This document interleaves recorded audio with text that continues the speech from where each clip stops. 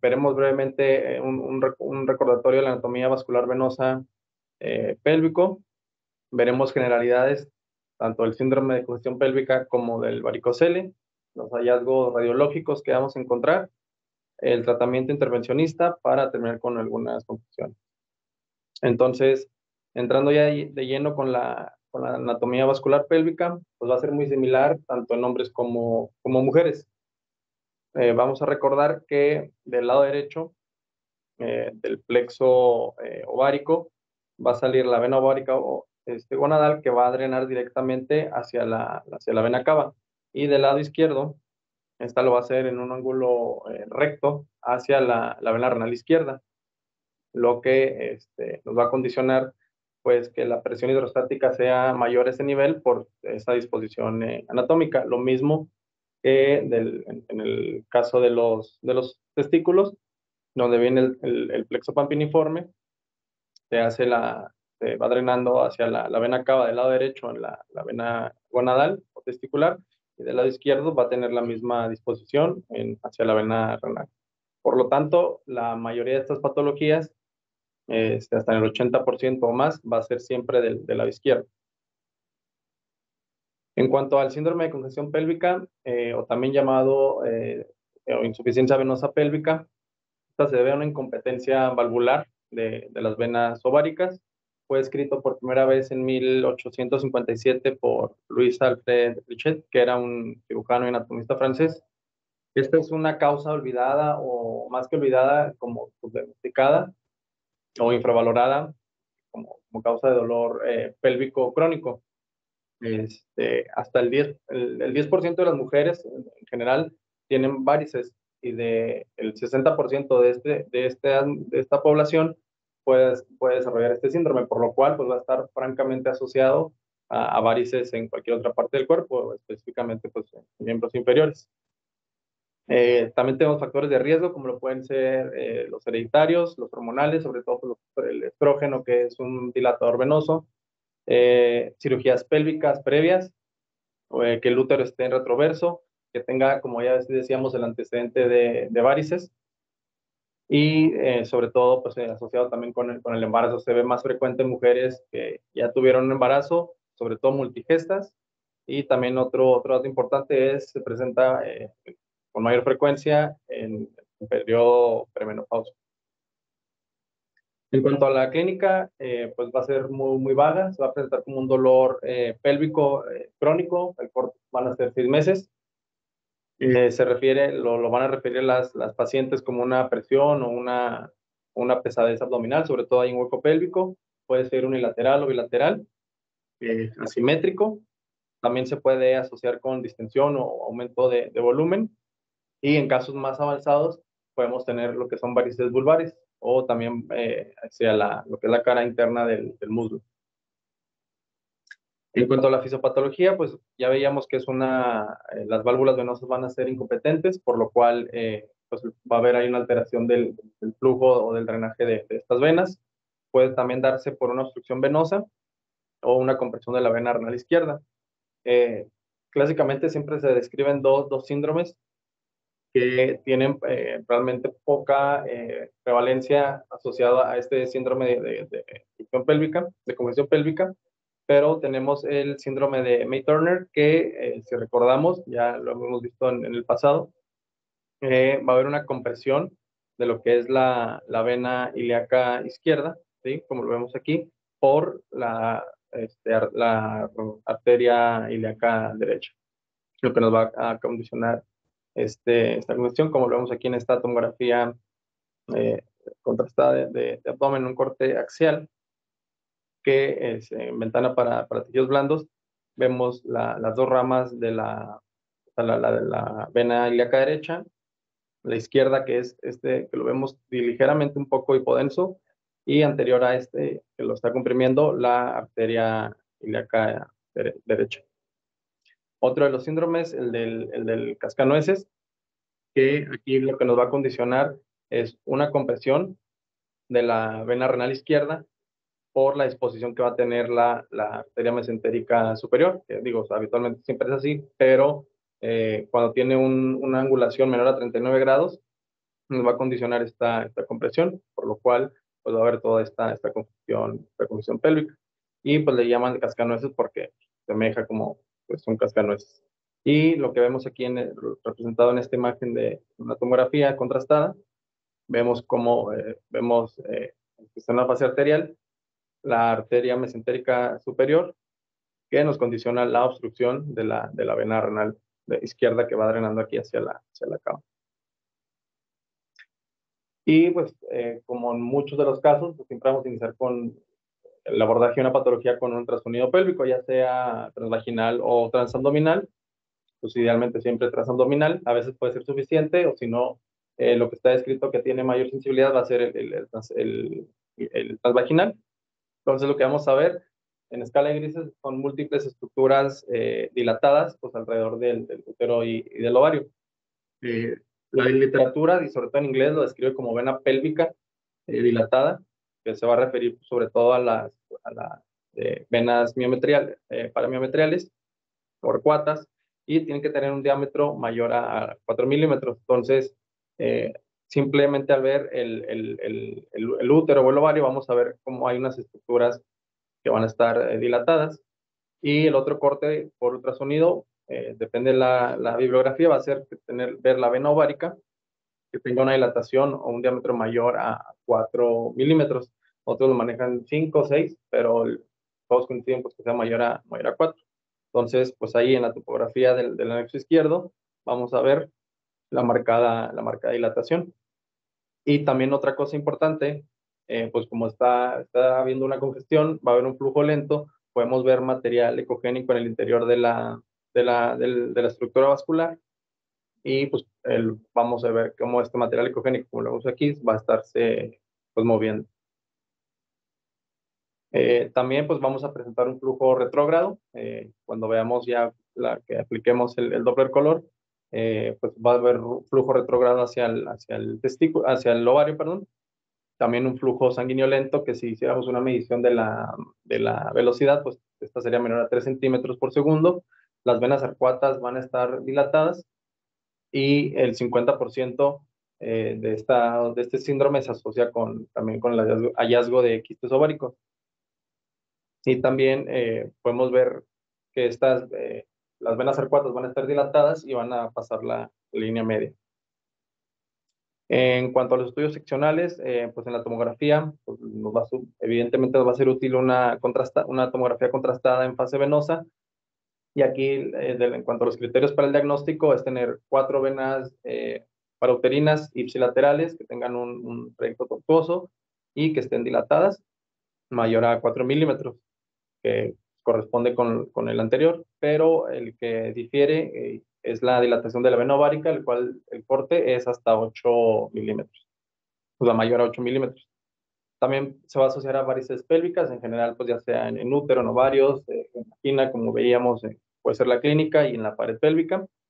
También nos sirve para descartar que hay alguna alteración o alguna otra patología pélvica, que no sé, algún tumor que nos estuviera condicionando pues, alguna compresión, lo cual pues ya descartaríamos como tal pues, este síndrome, porque hablamos aquí específicamente de una patología como tal, una insuficiencia venosa. Y pues también podemos ver anormalidades vasculares. Entonces va a ser muy evidente, como vemos en esta imagen de tomografía, en una reconstrucción multiplanar en todo el eje longitudinal de la vena gonadal izquierda. Vemos cómo viene desde acá, desde la renal, y el trayecto está un poco tortuoso y francamente dilatado. Y cuando llega ya hacia el plexo ovárico, hacia el anexo izquierdo, pues también lo vemos francamente dilatado y tortuoso. Y en esta otra tomografía, en un corte axial, identificamos el ovario, y como en la periferia de este y hacia ambos ovarios, vemos estructuras que realzan, que están tortuosas, están dilatadas, y pues lo vemos aquí de forma bilateral. Y cuando se hace el bottom rendering, vemos cómo están dilatados desde todas estas estructuras parauterinas, y lo vemos de forma bilateral. Y aquí el hallazgo era que ambas venas gonadales drenaban ambas o hacia cada vena renal según corresponda. En cuanto a la resonancia magnética, pues realmente es lo mismo. Vamos a ver estas venas o varices parauterinas dilatadas. Las venas arcuatas van a cruzar la línea media. Esto es algo muy característico. El hallazgo de quistes ováricos. También descartar la ausencia de patología pélvica. Descartar también, no es el método indicado, pero también podríamos descartar que hubiese alguna endometriosis. Y otra de los casos, de las cosas principales es que en T2 vamos a ver cómo estas venas, además de su dilatación, o pueden estar hiperintensas o bien tener trayectos muy heterogéneos precisamente por el flujo lento, como lo podemos ver aquí en esta secuencia donde vemos eso es una resonancia en T2 de pelvis, que lo que nos marca aquí la flecha, que lo vemos hiperintenso, pues corresponde a la dilatación, pero vemos también cómo hay una señal intermedia o la vemos de una pues, de heterogénea.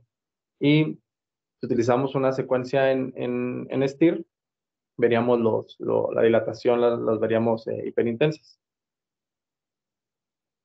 Igual, lo más característico que se describe es tener una señal intermedia o heterogénea, verlo de forma heterogénea.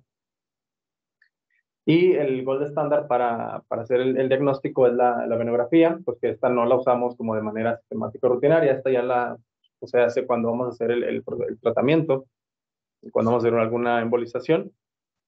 Aquí pues vamos a ver la dilatación de las venas gonadales y de las venas uterinas, mayor perdón, aquí está al revés, pero es mayor a 5 milímetros.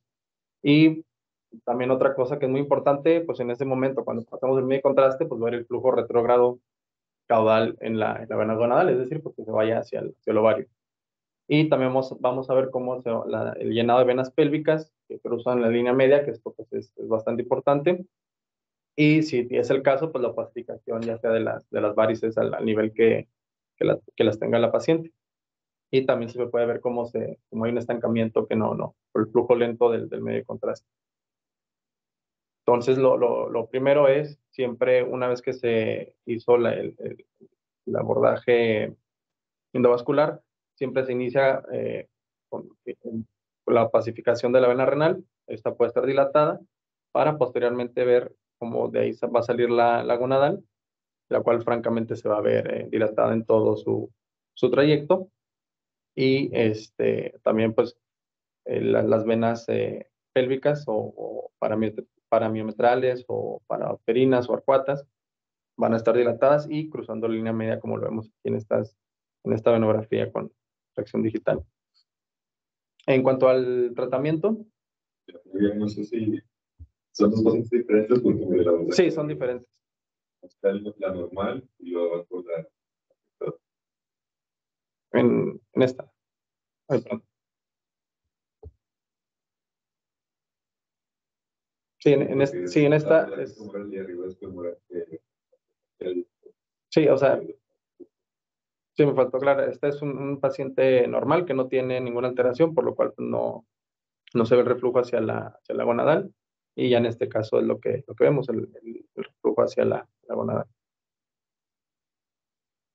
En cuanto al tratamiento, pues existe el tratamiento conservador, o es decir, médico, la cirugía y pues la embolización o el tratamiento intervencionista, el cual pues, ha demostrado a lo largo de varios años que pues, es el mejor, tiene menor complicaciones, mayor tasa de éxito.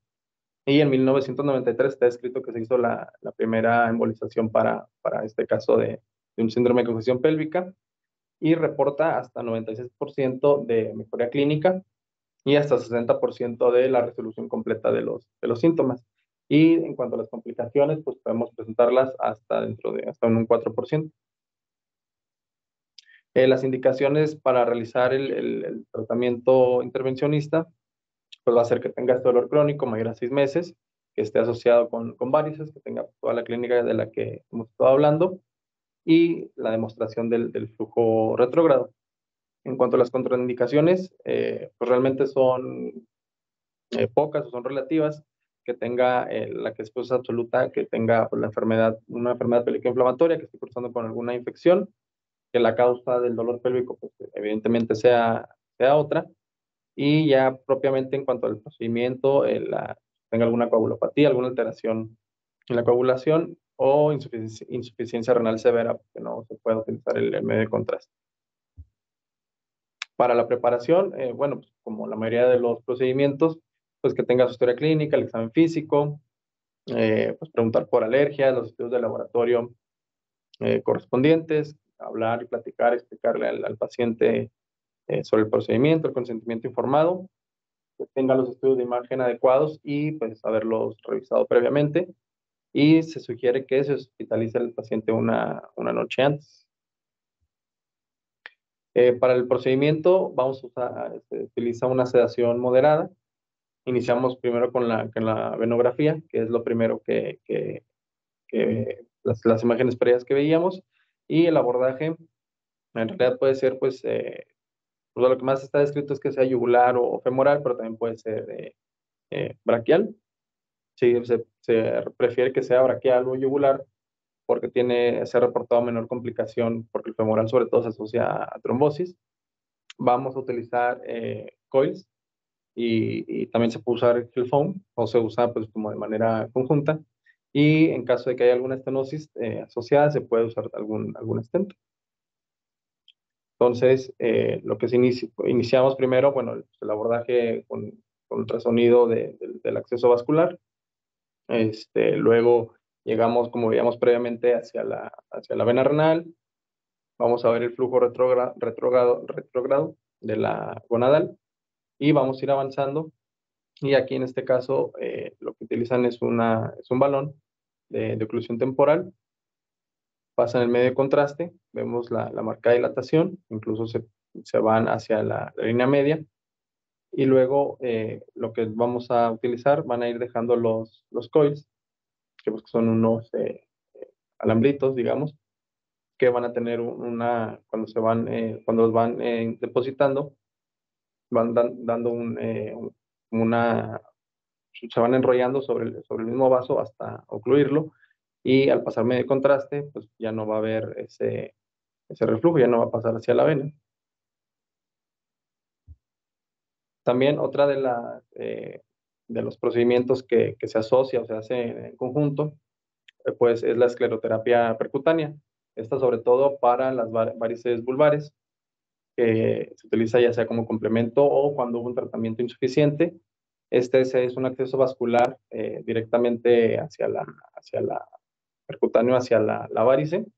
También se utiliza el ultrasonido y aquí ya una vez que hizo el acceso vascular, se administra el material de contraste, ya por la fluoroscopía, y lo que vamos a ver previamente en el estudio, vemos en esta tomografía, en la región vulvar, las varices, la dilatación de estas venitas, se canaliza, vemos aquí directamente hacia la varice, y al pasar el medio o el material de contraste, pues va a tener toda esta dilatación y tortuosidad y flujo.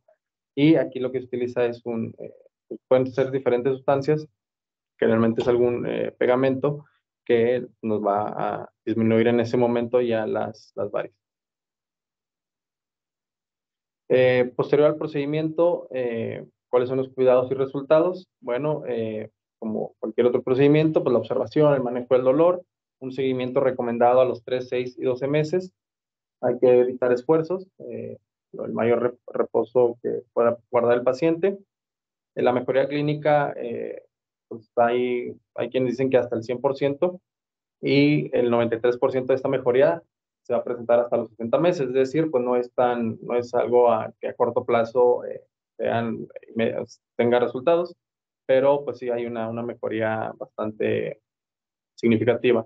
No nos repercute o no hay cambios en cuanto al ciclo ovárico, no mejora el embarazo, es decir, la tasa de embarazos exitosos aumenta, y la recurrencia se puede presentar hasta el 33%, sobre todo del lado izquierdo. En cuanto a las complicaciones, pues podemos hacer una embolización no selectiva, principalmente de la pulmonar, que se haga una perforación de la vena ovárica, un síndrome de posembolización prácticamente en la mayoría de los casos, que consiste pues, en dolor pélvico, náusea, fiebre, que tenga una infección en el sitio de la manipulación o el abordaje, algún hematoma, la trombosis venosa profunda y ya en casos muy poco frecuentes, una nefropatía por contraste. En cuanto a ya entrando a la patología masculina, que pues, equivalente sería el varicocele, este es pues una dilatación de las venas del plexo pampiniforme, así como veíamos que había una dilatación del plexo ovárico, pues aquí del plexo pampiniforme. Hay un flujo retrógrado en la vena testicular o caudal hacia el testículo y también puede haber que haya una ausencia o pues una incompetencia de estas válvulas venosas. También se da, como veíamos anteriormente, una compresión del drenaje venoso y como sabemos, pues está fuertemente asociado con infertilidad. En cuanto a la clínica, pues muchos de los casos son asintomáticos, es como un hallazgo, o en pacientes que simplemente se palpan, tienen una masa palpable a nivel de alguno del escroto, de los semiescrotos, y puede tener una molestia o una presión ahí local. El 85%, como veíamos, va a ser izquierdo, del 10 al 15% bilateral, y derecho es muy raro que se presente. Cuando es derecho, generalmente está asociado a alguna tumoración.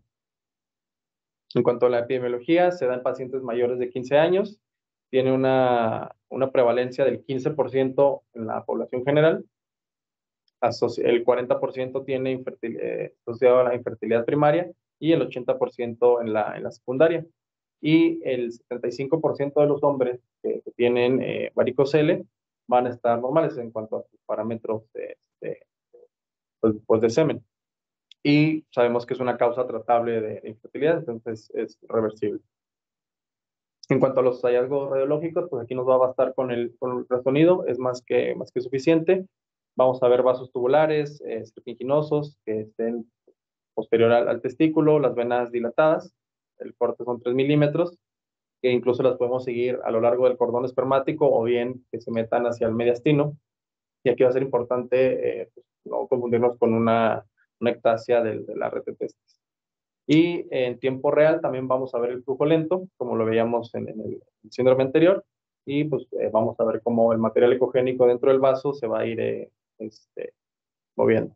Entonces, marcadamente podemos ver de entrada que tenga la dilatación, vamos a ver cómo va a estar un poco ecogénico el interior, cuál debe ser homogéneo, y lo importante aquí y lo que recomiendan las guías es hacer una exploración en reposo y valsalva en bipedestación, en decúbito supino y bipedestación, porque a veces no puede estar puede estar de un calibre normal en reposo, pero la maniobra de valsalva ya aumentar de 3 milímetros. En cuanto a la aplicación del Doppler color, pues va a haber un aumento del color, una distensión de estos vasos, el flujo retrógrado, que lo vamos a ver hacia los testículos, o por lo mismo de que es un flujo muy lento, puede no haber captación del color o de la señal. Entonces puede ser muy evidente, como en este caso, vamos a ver múltiples de venitas o vasos dilatados y lo que veíamos que puede meterse hacia el mediastino del testículo cuando es muy marcado y pues nada más va a ser importante diferenciarlo ahí con una ectasia de la red testis que generalmente pues tiene como un aspecto más quístico y bueno, esto pues lo vamos a poder ver vamos a poder seguirlo todo el trayecto del vasito.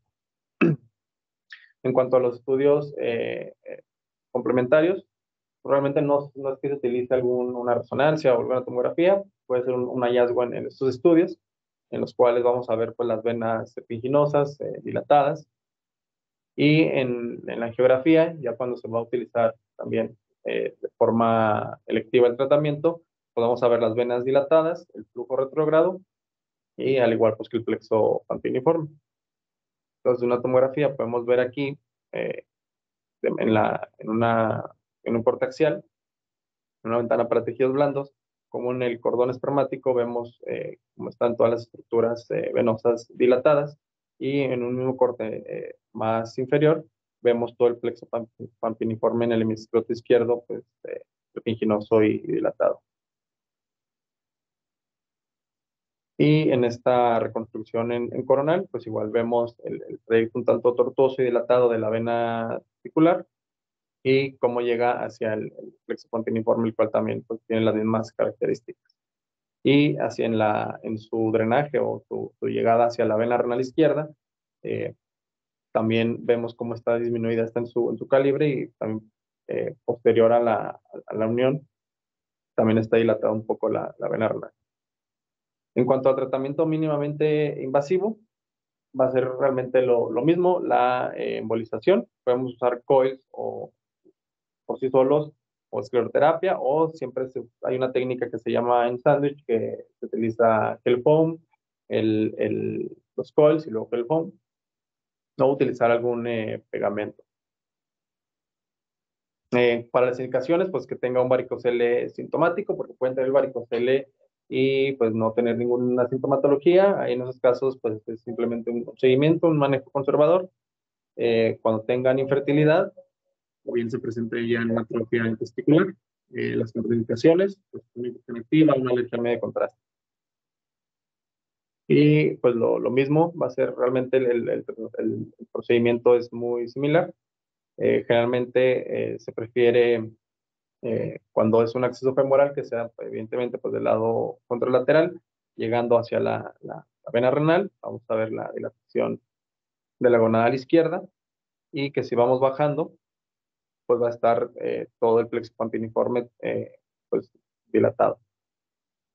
Y que la utilización siempre lo que se utiliza es poner poner coils lo más distal o lo más proximal hacia al testículo y subir hacia la parte, hacia el tercio medio de la vena gonadal y poner ahí otro coil. Entonces, generalmente tienen un muy buen resultado en ese momento, cuando ya pasa el medio contraste y en ese momento ya no pasa más allá del tercio o de donde se colocó el coil. El coil. Pueden tener alguna dificultad técnica por diferentes variaciones en cuanto a las venas y del varicocele. Puede presentarse como en la primera imagen, que es lo más frecuente, que drene directamente hacia la renal izquierda, que tenga ahí una asociación con el plexo vertebral, o que sean dos venas gonadales, o que sea también dos venas gonadales, pero que una llegue hacia la renal, otra directo hacia la cava. Entonces, pues eso van a ser cosas que técnicamente pues, pueden dificultar un poco el procedimiento. En cuanto a los resultados y qué esperamos después de este procedimiento, pues igual el reposo en cama, el manejo del dolor, que no haga esfuerzos, el seguimiento se va a hacer en 3 meses, se está reportado una tasa de éxito hasta el 97% de los casos. Inmediatamente va a haber una mejoría en cuanto a los parámetros del semen, si es que estaban estos alterados, por lo cual se puede reportar un embarazo hasta el 40% de los casos en los que pues, no había éxito y generalmente tienen una recuperación rápida. Contra las complicaciones, pues es realmente lo mismo, pero en este equivalente, una embolización no selectiva, una perforación de la vena espermática interna, tromboflebitis del plexo pampiniforme, y en este caso la recurrencia es mucho, mucho menor, generalmente está reportada en un 4%. Y nada más quería mostrarles rápidamente un video del procedimiento, cual en este video está bastante Ahí bien. se puede visualizar la vena basílica, la progresión de la aguja.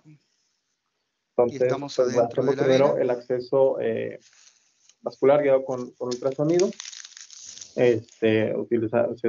Llegamos en este caso por la cava superior, va bajando y vamos a llegar Muy bien, hacia vamos a la primero ilíaca. ubicar la vena renal izquierda. En este caso era un cuadro de vena circunaórtica.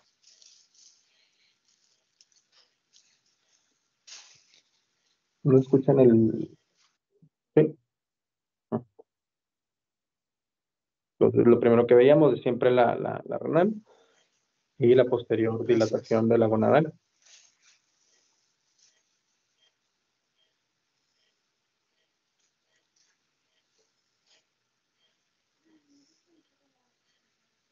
Y aquí en este caso pues estaban utilizando diferentes catéteres, un multipropósito.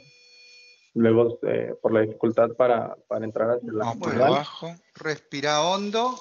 La maniobra de Valsalva ayuda a progresar el catéter y eso permite la progresión hasta la parte más distal. Te voy a pedir que respires hondo y hagas fuerza con la panza. Fuerza, fuerza, fuerza, fuerza, fuerza, fuerza, fuerza, fuerza, fuerza, fuerza, fuerza, fuerza, fuerza. Muy bien. Larga el aire, respira normal.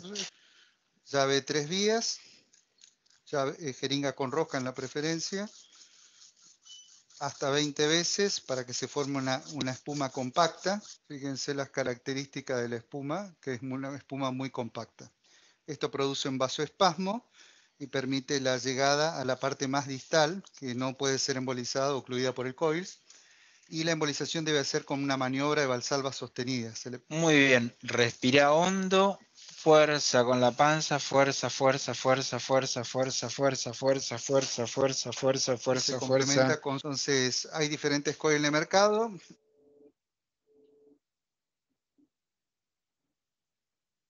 Tiene dos maneras de y después punto fijo en la vaina y se procede a empujar la guía, hace que el coil progrese.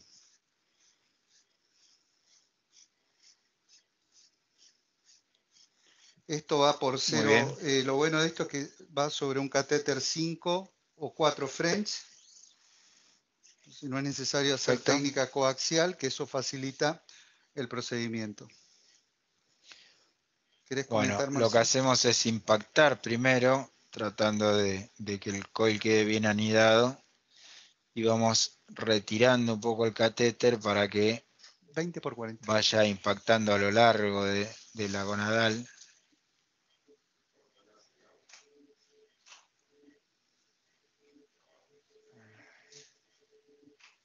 Ven cómo va copiando la gonadal. Ahí liberamos el primer coil. La liberación de este tipo de coil es simple. Cuando sale el catéter tiene un gancho tipo macho-hembra que simplemente al salir del catéter queda liberado. A veces hay que hacer un pequeño movimiento antihorario, pero en la mayoría de los casos simplemente cuando salí de catéter ya se libera. Vamos a proceder a colocar un segundo coil. Habitualmente lo que hacemos es colocar el coil de menor dimensión más distal y el de mayor dimensión, de mayor diámetro, perdón, más proximal para que quede bien impactado y no migre. Un detalle, cuando vamos a retirar la vaina, fijar bien la guía porque nos podemos traer el coils y a veces se puede desprender. Vamos un Ahí poquito más estamos para liberando arriba. el segundo coil. Vamos un poquito más para arriba.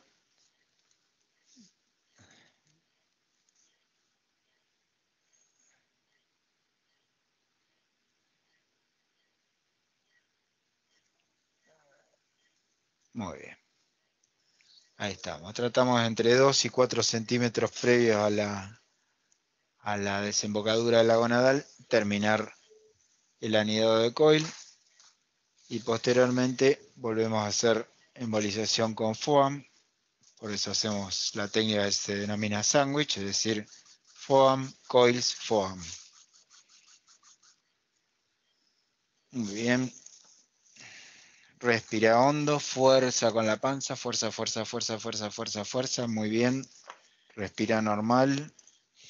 Hacemos un testeo final para quedarnos tranquilos que quedó sellada. La vena gonadal quedó bien sellada. El paciente, como les dijimos, está con una anestesia local para la introducción. Y bueno, me puse ese video porque se veía como que muy representativo y lo explicaban bien.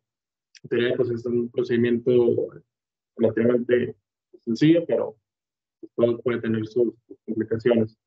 Ya para finalizar, bueno, pues este síndrome, tanto el varicocele o deposición pélvica, pues es a lo mejor diagnosticado, sobre todo en deposición pélvica, porque pues, cuando tenemos un paciente con un dolor pélvico, pues pensamos o vamos más hacia otras entidades o patologías. El varicocele, pues sabemos que es la principal causa de infertilidad tratable, por lo cual pues va a ser importante siempre pues ahí el manejo, nosotros como radiólogos, en el diagnóstico y en ese momento hablar con el paciente y pues platicarles que existe el tratamiento pues, intervencionista. En general, muchas de las patologías, porque a veces se prefiere que se hagan cirugías o simplemente no se le dice nada al paciente, pero si nosotros como radiólogos podemos hacerlo o podemos hacer que se haga el procedimiento intervencionista, pues siempre platicarlo con ellos. Porque pues se ha reportado, como en muchos de los casos, pues que hay una tasa de éxito en estos procedimientos. Y pues, sería todo. No sé si alguien tenga alguna duda, algún comentario.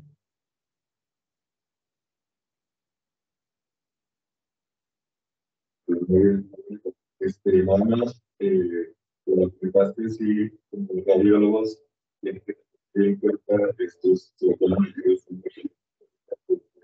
pues, más difícil. Pero clínicamente, pues, previa, por ahí, situación,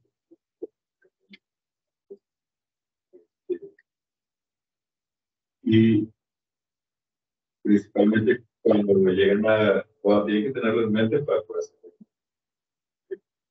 Y como segunda, también importante, que pensarían, por ejemplo, en que una, ya sea una intervención pélvica derecha o una reconstrucción